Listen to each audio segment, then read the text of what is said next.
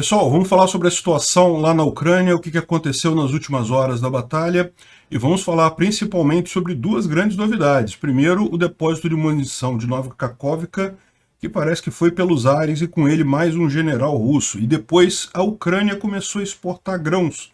Vamos entender esse assunto. Essa notícia foi sugerida por Amo Imposto, Dom Piano e várias outras pessoas. Obrigado aí ao pessoal que sugeriu a notícia. Obrigado a você que está assistindo o nosso vídeo. Se você gosta do nosso conteúdo, por favor, não esqueça de deixar o seu like, de se inscrever aqui no canal, né? Pois bem, em termos de mudança na linha de batalha, não teve grandes diferenças. A linha de frente continuou a mesma.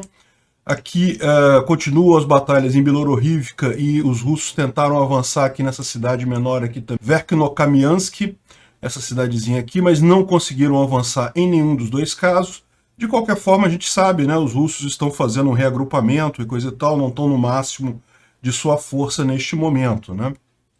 De qualquer forma, mantiveram o tradicional bombardeio deles aqui nas linhas de batalha, e da mesma forma, os ucranianos fizeram atingiram alguns depósitos na retaguarda russa. Por exemplo, esse caso aqui, nessa cidade de Kadivka, um depósito, na verdade aqui era um centro de equipamento russo, né? Tinha alguns equipamentos russos que foram destruídos nesse bombardeio aqui, mas a grande ação que aconteceu ontem foi na região de Kherson, né? Dá para ver aqui, muito bonito, o cogumelo aqui da explosão em Nova Kakhovka. Nova Kakhovka fica nessa região aqui, ó, onde está justamente esse símbolo aqui.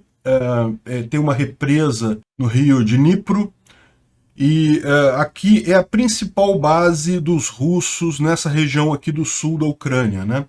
Os russos, eles têm uma base grande aqui em Kherson também, do lado norte do rio Dnipro, mas eles sabem que essa região aqui é muito mais difícil de ser defendida. Então eles botaram a principal base deles, todo o comando dessa ocupação aqui em Kherson, na cidade de Nova Kakhovka, porque justamente ela fica do lado sul do rio, né, ou do lado leste, se você preferir. Na verdade ele faz aqui meio enviesado, né? Mas justamente porque essa aqui, em tese, é mais fácil de ser defendido em caso de um ataque ucraniano, né? Então, foram os grandes bombardeios que a gente viu nos últimos dias, ataques aqui em Kherson e aqui em Nova Kakhovka. O de ontem atingiu um depósito particularmente grande. Parece que o pessoal está brincando que atingiu um campo de morangos, que eles estão chamando, quando os russos botam combustível e munição próximos. E aí, evidentemente, a coisa fica explosiva, né? Não tem como usar outro termo. Então gerou essa enorme nuvem aqui lá em Nova Kakhovka. Tem vários filmes, né? Vários vídeos dessa explosão. Foi realmente uma explosão muito grande e além de destruir completamente o depósito de munição, né? E depósito de combustível, matou também alguns oficiais russos, né?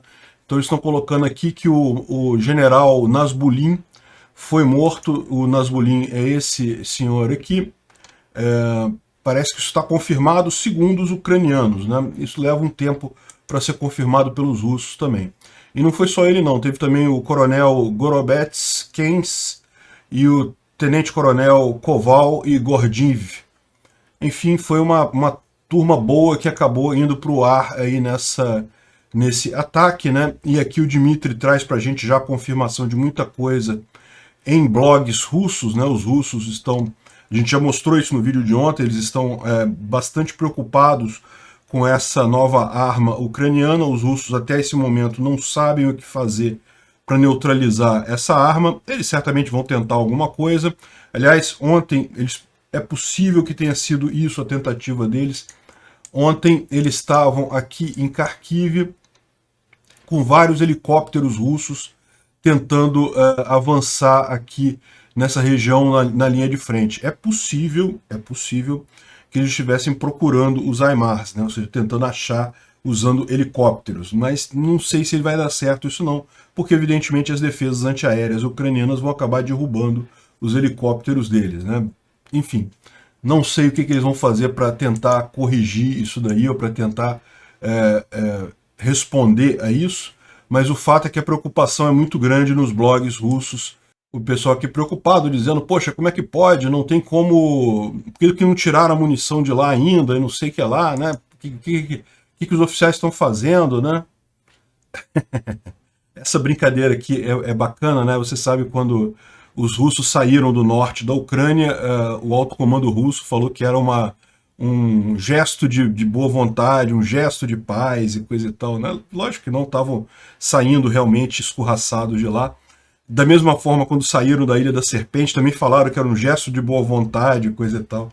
Aí o cara tá brincando aqui, né? Depósitos de munição foram destruídos. Foi um gesto de boa vontade da Rússia. Enfim, parece que o pessoal sentiu esse ataque ontem em Nova Kakhovka, foi realmente muito grande, né? Inclusive, em alguns blogs russos, eles estão dizendo que o HIMARS atingiu a represa em si. Agora, isso eu não creio que a Ucrânia faria, porque isso é um risco grande, né? É uma represa grande, evidentemente, se ela romper essa represa aqui, isso pode causar um alagamento muito grande aqui em Kherson. Isso certamente não seria problema você considerar que isso alagaria os russos que estão em Kherson. O problema é que tem muitos ucranianos em Kherson também, né? Então não sei se isso seria a melhor alternativa, não, né? Pouco provável isso daí, mas os russos estão alegando que sim, e eles estão preocupados por quê? Porque, como eu já falei para vocês, eles têm essas duas pontas, essas duas formas de atravessar o rio Dnipro nessa região, né? Ou é essa ponte aqui que tem em Antonivka, ou é a represa aqui em Nova Kakhovka. Então, só tem essas duas formas de atravessar. Se os ucranianos anularem essas duas travessias, toda essa parte de cima e a oeste do rio Dnipro ele vai ficar isolada, os russos não vão ter como abastecer, ou vão ter muita dificuldade de abastecer, fica muito mais complicada a logística, né, para eles aqui nessa região, acabam virando uma presa fácil dos ucranianos, né? Então essa é a preocupação dos russos.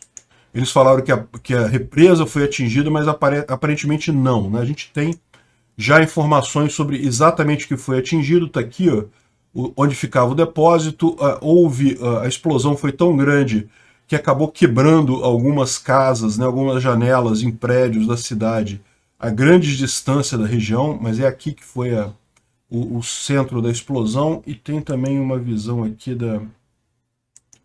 de como é que ficou a área depois, né? Isso aqui era uma base russa, era um centro de comando russo, era um depósito russo. Você pode ver, não sobrou muita coisa aqui não, né? Realmente impressionante o tamanho desse estrago, né? Bom, e os russos responderam hoje cedo a esse ataque em Nova Kakhovka, lançando mísseis sobre civis em Mykolaiv, né? Mykolaiv é essa cidade aqui próxima a Kherson, e jogaram mísseis aqui em cima de civis, ou seja, é o caso clássico de resposta russa. Atingiram alvos militares nossos aqui, a gente vai atingir civis do lado ucraniano. Um absurdo completo. Atingiram 2 hospitais e um prédio residencial, ou seja, não tinha nada de objetivo militar nisso, né? É mais um crime de guerra russo. Bom, isso daqui aconteceu ontem. Vocês sabem, eu não costumo mostrar muito essas imagens de batalha, porque isso daqui acontece o tempo todo, em tudo quanto é lugar e coisa e tal. Mas essa imagem aqui tem alguma coisa que é realmente impressionante. Sabe onde é que é isso daqui? É em Belgorod. Belgorod é essa cidade russa aqui, né? Ela fica próxima a Kharkiv. Na verdade, aquilo foi no Oblast de Belgorod, ou seja, não necessariamente na cidade, mas em algum lugar da região aqui, e mostra que os ucranianos estão começando a fazer ações dentro do território russo, certamente para tentar evitar envio de materiais, de armas, de munições, né, atacando objetivos militares lá dentro de Belgorod. É uma briga mesmo ali entre os ucranianos tentando destruir esse objetivo militar deles e os russos tentando derrubar os helicópteros, evidentemente, com artilharia antiaérea, né? Então, lembra, os ucranianos têm um acordo com os americanos para não usar o HIMARS para atingir locais na Rússia. Em tese, eles poderiam usar com muita facilidade o HIMARS aqui para atingir alvos em Belgorod, mas eles não podem fazer isso de acordo devido ao acordo com os americanos, né? Mas isso estão usando helicóptero mesmo para fazer esse tipo de coisa. Bom, então isso é a primeira boa notícia que a gente tem, ou seja, a estratégia ucraniana está deixando os russos cada vez mais preocupados, principalmente na região sul da Ucrânia. Como a gente já falou, está em preparação uma contraofensiva ucraniana. Eu acredito que ela aconteça de fato só no final de agosto, mas vamos ver, tem gente falando que já vai ser agora no final de julho. Vamos ver quando é que vai acontecer de fato essa contraofensiva, mas os russos de fato estão com problemas naquela região, né? Agora, um outro problema que a gente tem é justamente com a questão da colheita ucraniana. Como eu mencionei para vocês, já há algum tempo atrás, os ucranianos tinham 10 semanas lá atrás, já deve faltar o quê? 3 semanas agora, para esvaziar os silos de alimentos, porque está começando a nova colheita, né? Estão fazendo a colheita agora, e o problema é que muito da colheita anterior eles não conseguiram exportar ainda. Isso é um problema.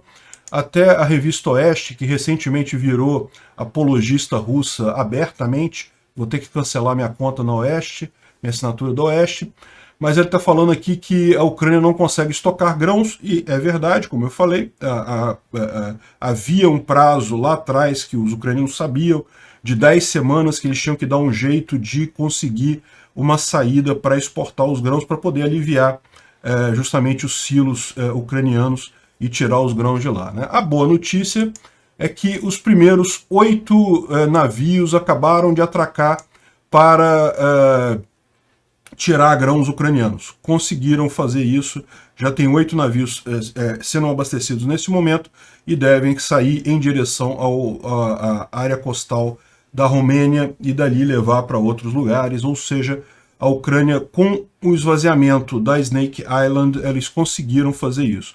Como que eles fizeram isso? Bom, a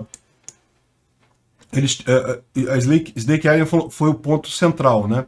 Uma vez que não tem isso daí, os navios conseguem entrar pelo Danúbio, que tem a foz dele bem aqui na região sul da Ucrânia, e abastecer nos portos de Ismail, que é essa cidade aqui, eu não sei se pronuncia Ismail, enfim, mas é uma cidade portuária que tem aqui no rio Danúbio, na Ucrânia. Não é um porto grande como o porto de Odessa, não comporta navios enormes, mas comporta navios de tamanho médio, o que já é muito melhor do que a alternativa que os ucranianos têm hoje, né? Os ucranianos hoje conseguem exportar usando ferrovias, mas tem todo o problema do transbordo, que ainda é complicado devido à mudança da bitola das ferrovias. Então, nesse caso aqui, eles estão conseguindo usar navios aqui. Isso só é possível porque os russos não têm mais essa base aqui na Ilha das Cobras. Os ucranianos conseguem garantir que essa região aqui não tem navios russos, então isso se torna possível para os navios estrangeiros entrarem aqui nesse pequeno trecho das águas ucranianas e entrarem no rio Danúbio e daí acessarem os portos aqui, né? Ainda não é o ideal seria realmente que se conseguisse chegar até Odessa, mas aqui ainda é muito arriscado, porque essa região toda aqui, né, os navios passariam vários dias atravessando essa região aqui, o que seria bastante complicado, mas enfim, já está com uma solução temporária pelo menos. Em paralelo a isso, também existe a negociação entre a Ucrânia, Turquia e Rússia. Há uma negociação para permitir a saída dessa carga por Odessa. Eu não acredito que essa negociação vai dar muita coisa, porque a Rússia ela quer gerar dano ao mundo todo. Ela está numa briga contra o resto do mundo e aumentar a fome é uma das possibilidades que eles têm, né? De qualquer forma, como está dizendo o governo, essa reportagem aqui do Kyiv, isso já vai dar um alívio grande no mundo todo, ajudado por safras boas no Brasil e na Austrália. Aquela perspectiva que a Rússia pretendia usar de dar fome, de provocar fome no mundo, não deve se concretizar, né? Bom, uma outra notícia interna da Rússia aqui está gerando muita expectativa, vamos ver o que acontece. a Duma, que é a Câmara dos Deputados da Rússia, convocou uma sessão extraordinária para o dia 15 de julho. Ninguém sabe exatamente o que vai ser decidido nessa sessão extraordinária, mas o que o Igor Strelkov, né, o Igor Girkin, está falando aqui, é que talvez seja a mobilização, ou seja, que eles declarem guerra e façam a mobilização na Rússia, porque, como eu disse, né, a Ucrânia ela já treinou um grande contingente de soldados. A expectativa é 1 milhão de pessoas só no evento, só para liberar o sul da Ucrânia, ou seja, esses 1 milhão de soldados não é o total do efetivo ucraniano, é maior ainda o efetivo ucraniano. Esse 1 milhão vai ser o focado para liberar a parte sul da Ucrânia, e evidentemente isso é uma coisa que tem deixado os russos preocupados, né? Por quê? Porque os russos não fizeram mobilização. Os ucranianos, no dia 24 de fevereiro, quando teve a invasão, já começaram os processos de mobilização, já tem feito desde então o treinamento desse pessoal todo, tanto o treinamento na própria Ucrânia, né, nos equipamentos ucranianos, como também as forças estão treinando em equipamento militar da OTAN lá na Inglaterra, né? Isso é um acordo que havia sido feito com o Boris Johnson. Isso aqui são tudo imagens de treinamentos de ucranianos feitos no norte da Inglaterra com equipamento da OTAN, né? Então, os russos estão preocupados com isso, com certeza estão preocupados com isso, e o Strelkov é um que vinha falando já há muito tempo sobre a mobilização. Ele acha que os russos já deveriam ter começado a mobilizar os soldados, né? Ou seja, a forçar os jovens russos a se alistar no exército, para treinar eles há bastante tempo, porque também é aquele negócio, os russos podem começar a mobilização agora, tem muita gente na Rússia, então eles conseguiriam juntar 1 milhão de soldados também, mas veja, não é questão de você juntar 1 milhão de soldados, você tem que treinar minimamente esses soldados, tem que ter um mínimo de capacitação aí, senão eles vão ser só bucha de canhão. Não seria surpreendente a Rússia usar eles como bucha de canhão, já fez isso várias vezes no passado. Então, está com toda essa expectativa em relação ao que vai ser feito nesse dia lá na Duma, né? E aí o Strelkov fala aqui que não, que ele está criticando muito o governo russo, né, a guerra, acha que já tinham que ter feito essa mobilização. Então eles estão dizendo aqui que não, que no dia 15 de julho vai dar um ultimato para a Ucrânia, senão vai declarar guerra. Ou seja, isso é o que ele espera, porque declarando guerra, aí ele pode fazer a mobilização e coisa e tal. Eu já falei para vocês, eu acho isso pouco provável, porque isso seria politicamente ruim para o Putin. Mas vamos ver o que vai acontecer, né? Ele próprio fala aqui que, de qualquer forma, no nosso país, uma montanha frequentemente dá luz a um rato, né? Montanha parir um rato é um eufemismo para dizer que não vai dar em nada, não vai ter nada no final das contas, não vai gerar nada de significativo, né? Então, vamos ver o que vai acontecer no dia 15 de julho agora, é daqui a 3 dias, né? Alguma coisa vai acontecer. Bom, o Instituto para Estudo da Guerra está falando aqui sobre a possibilidade do Lukashenko entrar nessa guerra, de Belarus atacar a Ucrânia. E eles falam aqui basicamente a mesma opinião que a minha, que eu também tirei de outras fontes, provavelmente tiraram das mesmas fontes que eu, que é justamente de que o Lukashenko está inclusive sendo pressionado por altos oficiais de Belarus para não entrar nessa guerra. Então o mais provável é que ele continue permitindo que a Rússia use o espaço aéreo de Belarus, que use inclusive o terreno para fazer alguma ação se a Rússia quiser ainda fazer isso. Agora, o mais provável é que as forças de Belarus não vão entrar nessa guerra de forma alguma, porque mesmo entre a Força Armada de Belarus tem muita revolta contra isso, e Lukashenko não está com tanta força assim no poder. Se ele forçar a barra, ele acaba caindo, né?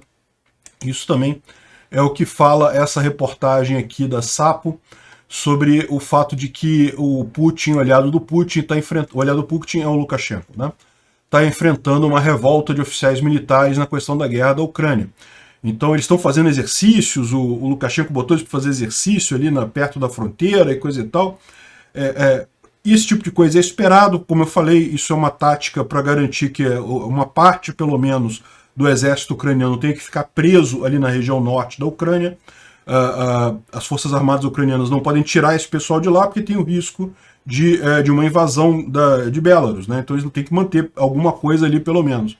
Mas na prática isso vir a acontecer me parece muito pouco provável no final das contas. O que aconteceria se o Lukashenko desse essa ordem é que ele próprio cairia, o exército se revoltaria contra ele, né? E isso tornaria a coisa complicada até para a Rússia, né? Existe, eu não sei se vocês sabem, acho que eu já falei disso algumas vezes aqui, mas existe um grande projeto de unificação entre a Belarus e a Rússia, tá?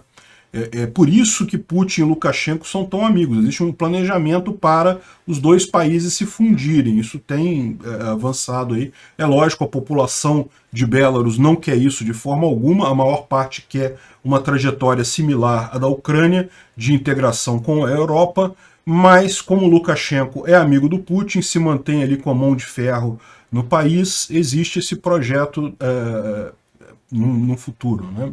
Bom, uma outra notícia ruim para os russos ontem é que a corte, né, o tribunal que tinha congelado o gasoduto do Cazaquistão descongelou ele, ou seja, o Cazaquistão agora pode voltar a exportar óleo para a Europa, né? O que está acontecendo? O Cazaquistão está se distanciando da Rússia, né?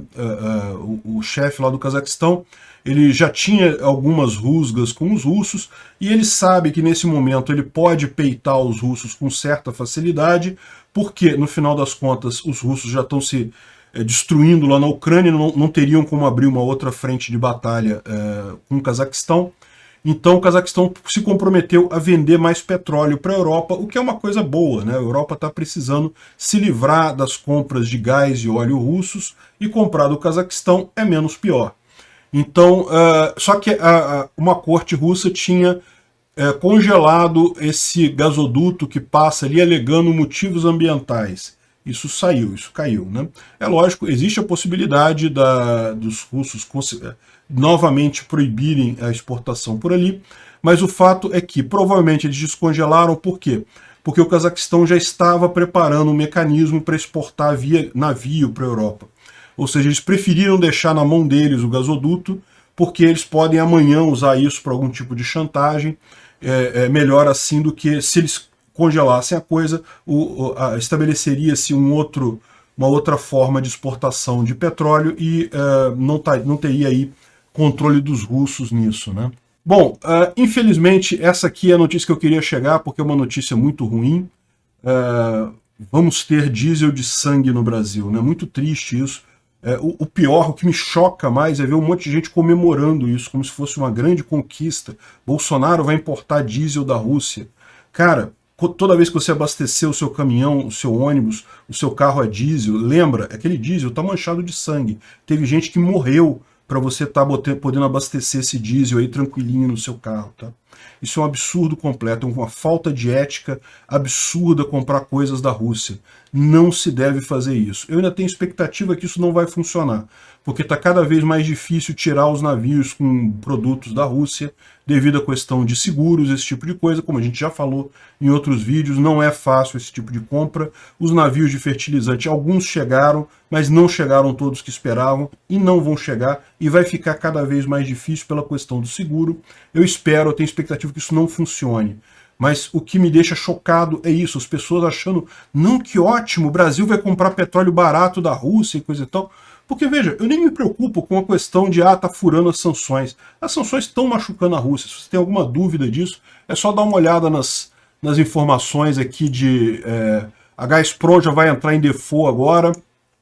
Teve uma outra empresa petrolífera russa também que desmanchou na bolsa. Mesmo que você possa comprar petróleo e gás da Rússia, furar o bloqueio, isso não é bom para a Rússia, porque você compra com prêmio, né? Você compra com preço mais baixo, o custo do seguro é mais alto, tudo é mais caro, então no final das contas a Rússia recebe um valor muito menor lá no final da ponta dessa venda, né? Agora, o problema disso não é de ordem econômica, o problema disso é de ordem moral. Você está fazendo um negócio com um país que está agredindo, que está estuprando criança, que está matando famílias. É diesel de sangue isso, um absurdo completo. Sinceramente, o que me deixa preocupado é ver um monte de gente que se diz religioso, pessoas de bem, comemorando esse tipo de coisa. Não, deixa morrer os ucranianos, vamos comprar diesel. É realmente uma situação que me faz perder um pouco a fé no povo brasileiro. Bom, o Bolsonaro vai falar com o Volodymyr Zelensky na próxima semana. Tem um telefonema combinado entre eles na próxima segunda-feira, dia 18. Eu espero que o Zelensky consiga colocar algum tipo de juízo na cabeça do Bolsonaro nesse assunto. Obrigado por assistir o vídeo até o final. Além de curtir, compartilhar e se inscrever no canal, considere se tornar patrocinador com valores a partir de R$ 1,99.